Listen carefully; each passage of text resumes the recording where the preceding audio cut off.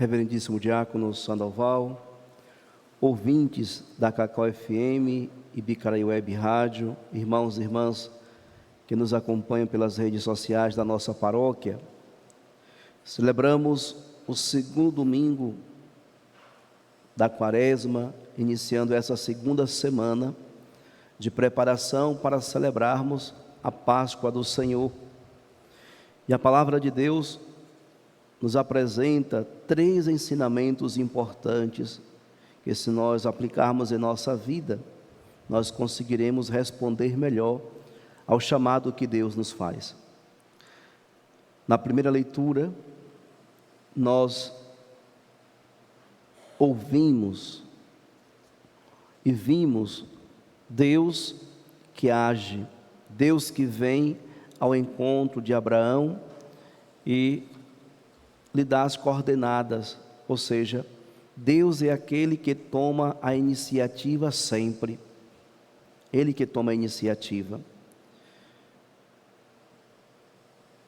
Convida, faz um convite a Abraão, para que ele saísse da sua tenda, olhasse para o céu e tentasse contar as estrelas, e assim faz uma promessa: assim será a sua descendência. Depois pede a Abraão para que preparasse um sacrifício, pois através daquele sacrifício ele firmaria uma aliança.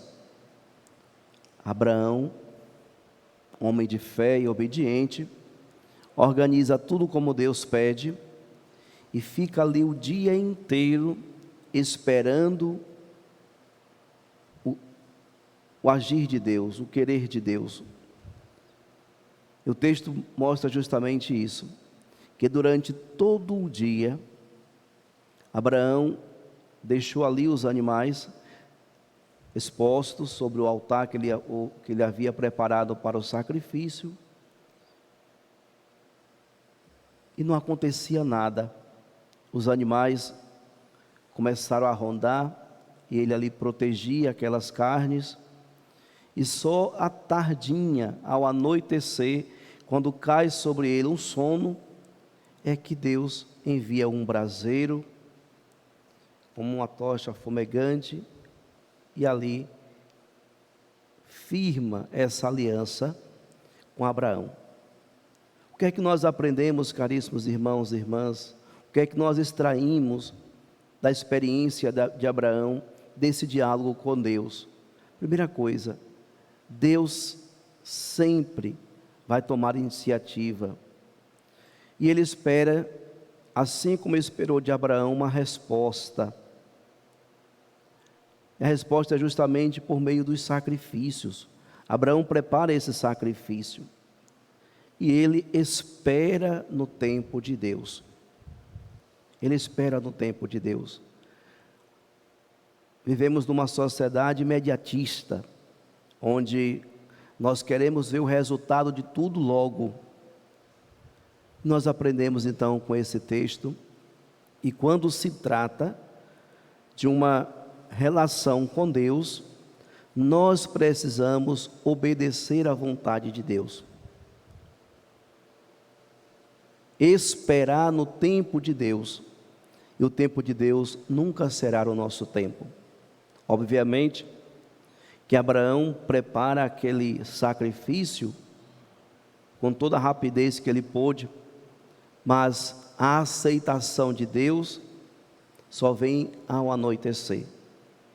Pois Deus tem o seu tempo, Deus tem a sua maneira de agir, e nós precisamos ter essa mesma atitude de Abraão, a atitude de fé, de confiança e de espera. Mas não é uma espera angustiante. Hoje as pessoas não sabem mais esperar, porque quando começam a esperar alguma coisa, vai ficando ansiosas, A ansiedade começa a dominar as pessoas. A espera de Abraão é uma espera que está marcada pela oração e pela confiança.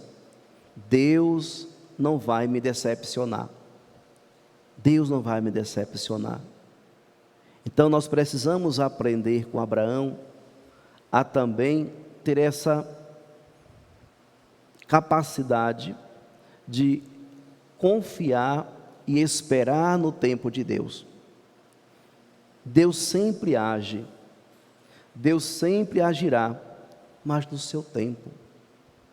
E aqui nos faz lembrar, caríssimos irmãos e irmãs, uma vez Jesus falando aos seus discípulos, ele dizia: quando eu voltar, eu encontrarei fé na face da terra, porque o que nos mantém em comunhão com Deus e nos faz perseverar na sua promessa é justamente a nossa fé.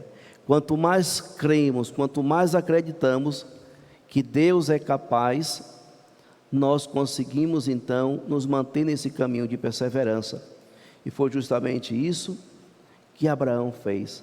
E no final da noite, no tempo de Deus, Deus firma essa aliança, e o texto conclui justamente dizendo: naquele dia o Senhor fez aliança com Abraão, dizendo: aos teus descendentes darei esta terra, desde o rio do Egito até o grande rio, o Eufrates.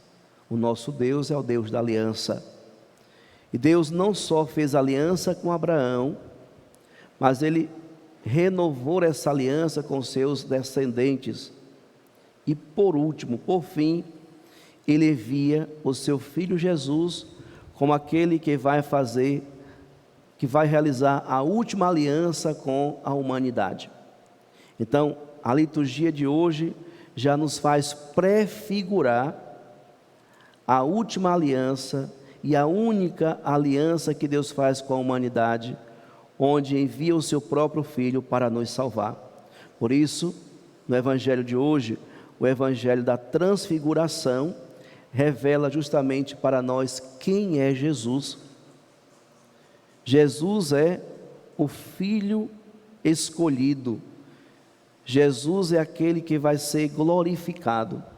E a transfiguração, essa prefiguração daquilo que vai acontecer na Páscoa. Jesus é glorificado. Os discípulos não conseguiram permanecer com Jesus em oração, por isso dormiram, e a transfiguração de Jesus acontece sem que os discípulos pudessem ver. Só quando eles acordam do seu sono é que eles ainda vê, já no finalzinho da transfiguração de Jesus. Um aspecto importante nesse evangelho, caríssimos irmãos e irmãs, logo no início, o evangelista Lucas vai dizer que naquele dia Jesus levou consigo Pedro, João e Tiago e subiu a montanha para rezar. É através da oração que nós alcançamos a transfiguração, ou seja, mudar de figura. A oração nos eleva a Deus, e nessa comunhão com Deus, nós somos transfigurados. Os discípulos não foram transfigurados, porque eles não foram perseverantes na oração. E Jesus, quando sobe a montanha santa, ele sobe justamente para uma intimidade com o Pai. E por isso, nessa sua experiência de oração, ela é tão profunda, que ali se dá então a presença do céu.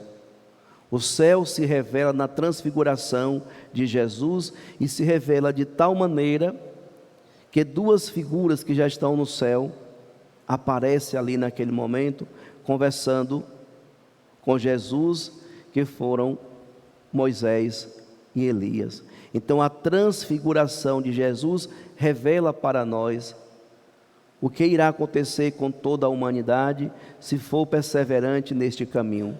A transfiguração.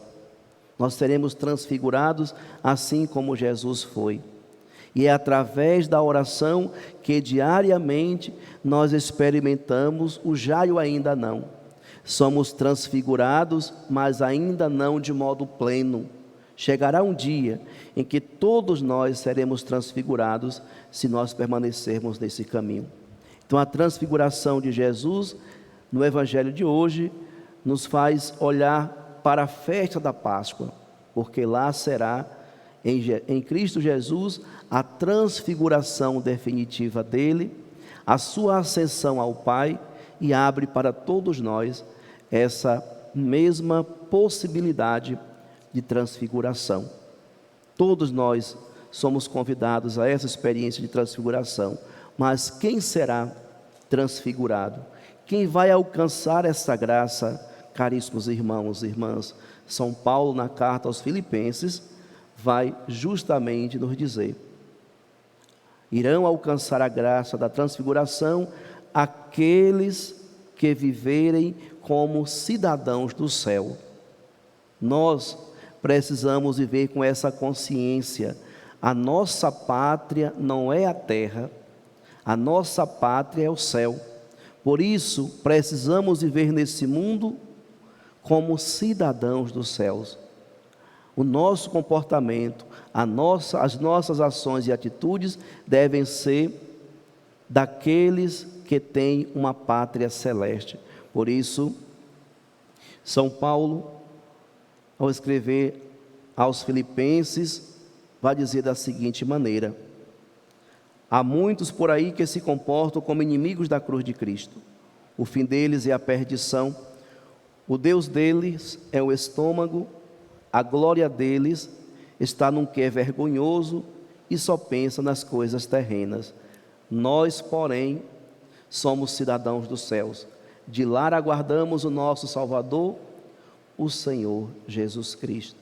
E nós sabemos, caríssimos irmãos e irmãs, como tem pessoas espalhadas por esse mundo afora que vivem como São Paulo hoje apresenta nesse texto. O Deus deles é o estômago, a glória deles está num que é vergonhoso e só pensa nas coisas da terra, ou seja, esqueceram de Deus. Estão numa linguagem jovial, entre aspas, curtindo a vida, vivendo de qualquer maneira, abandona o sagrado para viver mais próximos, envolvidos com o profano, perde de vista a sua cidadania celeste. E todos aqueles que perdem isso vão se distanciando do que é sagrado, do que é salvífico, daquilo que nos põe em plena comunhão com o Pai. Por isso, amados irmãos e irmãs, nós que aqui estamos fazendo esse caminho, precisamos também olhar para o nosso interior e fazer uma profunda análise, porque às vezes, pelo simples fato de estarmos na igreja, não significa que nós estamos nos comportando como cidadão dos céus. É preciso não só estar na igreja, mas assumir as características, as virtudes daqueles que de fato vivem como cidadãos dos céus. Por isso, o tempo quaresmal nos convida à conversão, mudar de vida, fazer um exame da nossa consciência e da nossa prática cristã, pois só assim é que nós verdadeiramente viveremos a nossa vocação, viveremos a nossa identidade, homens e mulheres que sabem que tem um lugar e uma morada definitiva no céu. Mas, por estarmos no mundo, vivendo nesse mundo, nós não podemos nos permitir viver e ser do mundo. Uma palavra que se usa muito, ser mundanos. Nós precisamos ser sagrados, nós precisamos ser santos. A nossa presença no mundo deve ser justamente a presença daqueles que revelam as maravilhas do céu. Por isso, como cidadãos do céu, nós temos que dar esse verdadeiro testemunho, viver a nossa fé, seguir os passos que Cristo nos ensina e ter a mesma atitude de Abraão, homem de fé, de perseverança e de paciência, esperar o tempo de Deus acontecer em nossa vida. Peçamos à Imaculada Conceição, a Virgem Maria, que soube ouvir atentamente o chamado de Deus e se colocou à disposição para servir, dizendo: eis aqui a serva do Senhor, assim também somos todos nós. Deus nos chama a viver e a trilhar um caminho de santidade, que nós possamos então nos colocar como Nossa Senhora nesse caminho e dizer: eis-me aqui, Senhor, faça-se em mim segundo a tua vontade. Louvado seja nosso Senhor Jesus Cristo. Para sempre seja louvado.